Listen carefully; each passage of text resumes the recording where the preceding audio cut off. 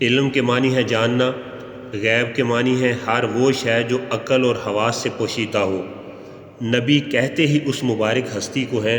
جو غیب کی خبروں کو اللہ پاک کی ذات سے بطور علم کے اخذ کر کے آگے امت تک منتقل کرے۔ ہر وہ چیز جس کی خبر یا ہر وہ مخفی حقیقت کے جس کی خبر نبی دے اور انسانی عقل اس سے عاجز ہو، وہ غیب ہے۔ حضور صلی اللہ علیہ وآلہ وسلم کا علم غیب عطائی ہے، اللہ تعالیٰ نے آپ کو عطا کیا اور جتنا چاہا عطا کیا۔ ساری کائنات کا علم حضور نبی اکرم صلی اللہ علیہ وآلہ وسلم کے علم کے مقابلے میں جز کی حیثیت رکھتا ہے۔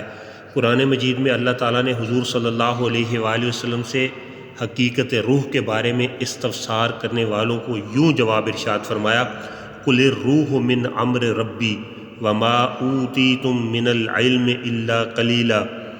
فرما دیجئے روح میرے رب کے امر سے ہے اور تمہیں بہت ہی تھوڑا سا علم دیا گیا ہے۔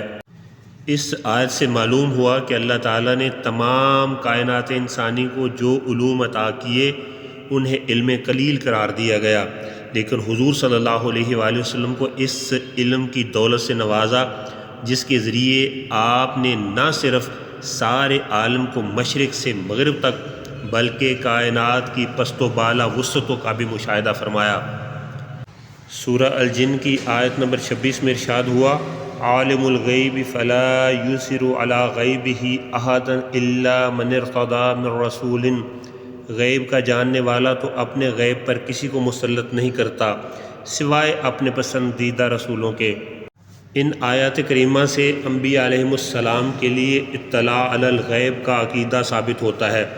اور یہ بات شک و شبہ سے بالا تر ہے کہ حضور صلی اللہ علیہ وآلہ وسلم اللہ تعالیٰ کے سب سے پسندیدہ اور مجتبی و مصطفیٰ رسول ہیں۔ اس لیے یہ بات نص قطعی سے ثابت ہے کہ اس حوالے سے حضور صلی اللہ علیہ وآلہ وسلم تمام انبیاء علیہم السلام سے افضل اور اعلیٰ ہیں۔ رب کریم نے قرآن مجید میں حضرت زکریا، حضرت یحییٰ اور سیدہ مریم علیہم السلام کا ذکر کرنے کے بعد فرمایا، ذالک من انباء الغیب نوحیہ الیک، اے محبوب صلی اللہ علیہ وآلہ وسلم یہ غیب کی خبریں ہیں جو ہم آپ کی طرف وحی فرماتے ہیں۔ یعنی حضرت زکریا، یحییٰ و مریم علیہم السلام کا جو واقعہ ہم نے بیان کیا ہے غیب کی خبروں میں سے ہے جو ہم آپ کی طرف وحی فرماتے ہیں۔ اس میں حضرت محمد رسول اللہ صلی اللہ علیہ وآلہ وسلم کی نبوت کی دلیل ہے کہ آپ نے حضرت زکریا و مریم علیہم السلام کے اس واقعے کی خبر دی، حالانکہ آپ نے کبھی کتاب نہ پڑھی تھی اور اہل کتاب نے آپ کی اس خبر کی تصدیق کی۔ سورہ ہود میں اللہ تعالیٰ نے ارشاد فرمایا، تلک من انباء الغیب نوحیہا الیک، یہ بیان ان غیب کی خبروں میں سے ہے جو ہم آپ کی طرف وحی کرتے ہیں۔ یہ نبی اکرم صلی اللہ علیہ وآلہ وسلم کو خطاب ہے، یعنی اے محمد، حضرت نوح علیہ السلام اور ان کی قوم کا واقعہ جس کی ہم نے آپ کو خبر دی ہے یہ غیب کی خبروں میں سے ہے۔ اللہ تعالیٰ نے حضور صلی اللہ علیہ وآلہ وسلم کو مخاطب کر کے ارشاد فرمایا، اے محبوب، حضرت نوح اور ان کی قوم کے واقعے کا شمار بھی غیب کی خبروں میں ہوتا ہے، ہم نے اس غیب پر بھی آپ کو آگاہ فرما دیا ہے۔ حضور نبی کریم صلی اللہ علیہ وآلہ وسلم کے علم غیب کے حوالے سے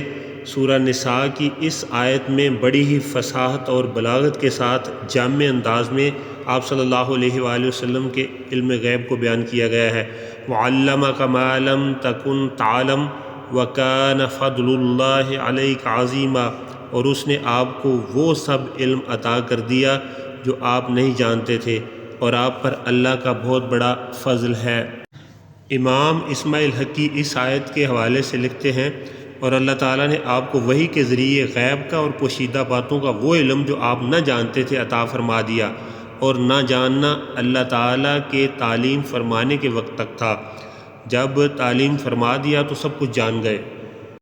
مفسرین نے جو اس آیت کی تفسیر کی اس کا خلاصہ پیش کیا جاتا ہے، حضور صلی اللہ علیہ وآلہ وسلم کو احکام شرعیہ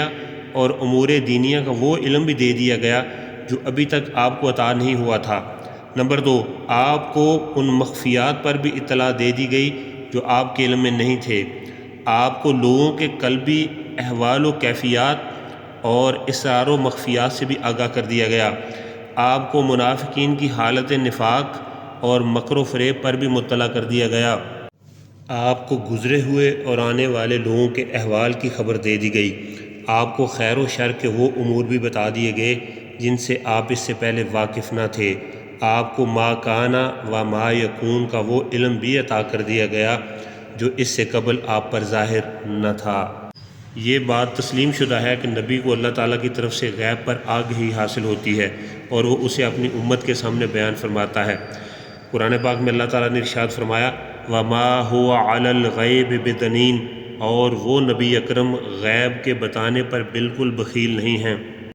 اللہ تعالیٰ فرما رہا ہے کہ میرے محبوب صلی اللہ علیہ وآلہ وسلم کے پاس علم غیب آتا ہے اور وہ تمہیں بیان کرتے ہیں، بخل نہیں فرماتے، تمہیں اس کی خبر دے دیتے ہیں اور تم سے چھپاتے نہیں ہیں۔ اطلاع علی الغیب اللہ تعالیٰ کی وہ عظیم نعمت ہے جو ہر نبی اور رسول کے حصے میں آتی رہی اور حضور صلی اللہ علیہ وآلہ وسلم کو بدرجہ عطم عطا ہوئی۔ حضور اسے آگے بیان فرمانے میں بہت سے کام نہیں لیتے۔ بخیل اسے کہتے ہیں جس کے پاس مال و دولت ہو اور وہ اس میں سے خرچ نہ کرے بلکہ اسے چھپا چھپا کر رکھے۔ جو خود مفلس اور نادار ہو وہ کسی کو کیا دے گا، اسے ہم بخیل نہیں کہہ سکتے۔ رسول اکرم صلی اللہ علیہ وآلہ وسلم کے غیب کے بتانے میں بخیل نہ ہونے کے معنی یہ ہیں کہ آپ کے پاس غیب کے خزانے ہیں جنہیں آپ خود تک محدود نہیں رکھتے بلکہ دوسروں کو بتا دیتے ہیں۔ رہا یہ سوال کہ نبی کتنا غیب جانتا ہے اور کتنا نہیں جانتا، تو اس کا جواب یہ ہے کہ ہمارے آقا و مولا صلی اللہ علیہ وآلہ وسلم اتنا غیب جانتے ہیں کہ کوئی جو بھی پوچھ لے وہ غیب بتانے میں بخل نہیں کرتے، اور وہ غیب حقیقی کی بھی خبر دیتے ہیں اور غیب اضافی کی بھی۔ آیت مذکورہ سے حضور صلی اللہ علیہ وآلہ وسلم کے وسعت علم غیب کا اندازہ لگایا جا سکتا ہے۔ اگر غیب سے مراد قرآن لیا جائے تو بھی ہمارا مدعا ثابت ہے، کیونکہ قرآن بھی حضور صلی اللہ علیہ وآلہ وسلم کے علوم میں شامل ہے اور قرآن میں ہر چیز کا بیان ہے۔ سورہ النحل کی آیت نمبر 89 ارشاد ہوا وَنَزَّلْنَا عَلَيْكَ الْكِتَابَ تِبْيَانًا لِكُلِّ شَيْءٍ، اور ہم نے تم پر قرآن اتارا کہ ہر چیز کا روشن بیان ہے۔ جیسا کہ دوسری آیت میں ارشاد فرمایا ما فرطنا فی الکتاب من شیء، یہ سورہ الانعام کی آیت نمبر 38 ہے، ہم نے اس کتاب میں کچھ اٹھا نہ رکھا۔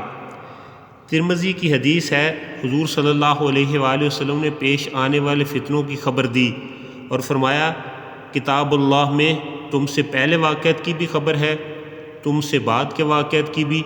اور تمہارے مابین کا علم بھی۔ حضرت ابن مسعود رضی اللہ تعالیٰ عنہ سے مروی ہے، فرمایا جو علم چاہیے وہ قرآن کو لازم کر لے، اس میں اولین و آخرین کی خبریں ہیں۔ سورہ یونس میں اللہ تعالیٰ نے ارشاد فرمایا تفصیل الکتاب لا ریب فیہ من رب العالمین، اور لوح میں جو کچھ لکھا ہے سب کی تفصیل ہے، اس میں شک نہیں پروردگار عالم کی طرف سے ہے۔ تفسیر نور العرفان میں ہے قرآن میں لوح محفوظ کی پوری تفصیل ہے اور لوح محفوظ میں سارے علوم ہیں اور سارا قرآن حضور صلی اللہ علیہ وآلہ وسلم کے علم میں ہے، لہٰذا حضور کو رب نے سارے علوم بخشے۔ اب جو اس آیت میں شک کرے کہ قرآن میں سارے علوم نہیں، وہ اس آیت کا منکر ہے، اور جو اس میں شک کرے کہ حضور صلی اللہ علیہ وآلہ وسلم کو قرآن کا پورا علم ہے، وہ اس آیت کا منکر ہے۔ الرحمن علم القرآن، قرآن پاک کی عبارت، اس کی ترتیب، اعراب، سب کچھ رب کی طرف سے ہے، جو ترتیب سے انکار کرے وہ اس آیت کا منکر ہے۔ ارشاد ہوا الرحمن علم القرآن، وہی رحم فرمانے والا ہے جس نے اپنے حبیب صلی اللہ علیہ وآلہ وسلم کو قرآن پاک کا مکمل علم سکھایا۔ ولا رطب ولا یابس الا فی کتاب مبین، اور نہ کوئی تر اور نہ کوئی خشک جو ایک روشن کتاب میں نہ لکھا ہو، ہر ادنا و اعلیٰ چیز لوح محفوظ میں لکھی ہے۔ اور یہ لکھنا اس لیے نہیں کہ اللہ تعالیٰ کو اپنے بھول جانے کا اندیشہ تھا لہٰذا لکھ لیا، بلکہ اپنے خاص مقرب بندوں کو بتانے کے لیے ہے جن کی نظر لوح محفوظ پر ہے۔ علم غیب اللہ تعالیٰ کی خاص عطا ہے جسے وہ چاہے عطا کر دے، اور غیب کی کنجیوں سے مراد وہ علوم ہیں جو سورہ لقمان کے آخر میں مذکور ہیں، عندہ علم الساعات، چونکہ یہ 5 چیزیں لاکھوں غیب